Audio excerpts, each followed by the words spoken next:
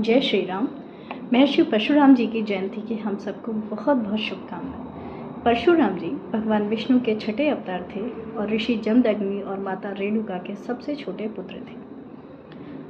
परशुराम जी को उनके माता पिता बचपन में राम राम कह के पुकारते थे एक बार, और बचपन से ही बहुत प्रतिभाशाली और उनको कई वेद कंठस्थ याद थे।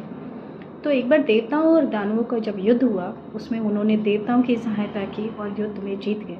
तो इससे प्रसन्न होकर भगवान शिव ने उनको कई शस्त्र दिए और उसके साथ में एक फरसा भी दिया। उस दिन से उनका नाम परशुराम पड़ा। परशुराम जी एक बार शिव जी से मिलने पहुँचे और वहाँ पे गणेश जी ने उनको अंदर नहीं जाने दिया। तो जब गणेश जी ने उनको अंदर नहीं जाने दिया तो इससे क्रोधित होकर परशुराम जी ने उनका एक दांत काट दिया। इससे भगवान गणेश एक दंत कहलाए। परशुराम जी के पिता जो ऋषि जमदग्नि थे वो भी कई सिद्धियों के ज्ञाता थे।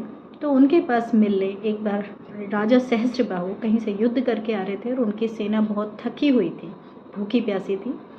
तो सहस्त्रबाहु ऋषि जमदग्नि के आश्रम में ठहरे और वहाँ उन्होंने कहा, महाराज हमारी सेना के लिए भूख और प्यास का प्रबंध कीजिए, खाने का प्रबंध कीजिए।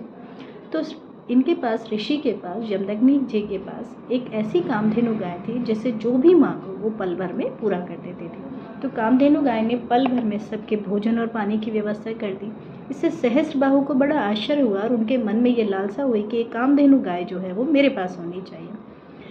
उन्होंने जमदग्नि को कहा कि मुझे कामधेनु दे दीजिए, बट उन्होंने मना कर दिया और उन्होंने युद्ध किया।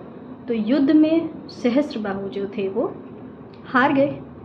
तो इससे सहस्त्रबाहु की मृत्यु हो गई और सहस्त्रबाहु की मृत्यु का बदला लेने के लिए जो उनके साथ के क्षत्रिय थे या उनके साथ और राजाओं थे, उन्होंने ऋषि जमदग्नि का वध कर दिया।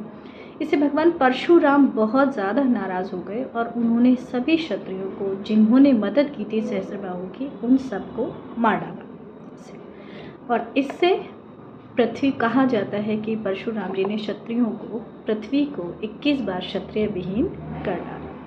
तो ऐसे थे भगवान परशुराम। इनके बारे में जितनी बातें कही जाएं उतनी कम है। अदम्य साहस और बहुत सारे शक्तियों के ज्ञाता थे। उन सबको, उनको हम शत शत नमन करते हैं। जय श्री राम।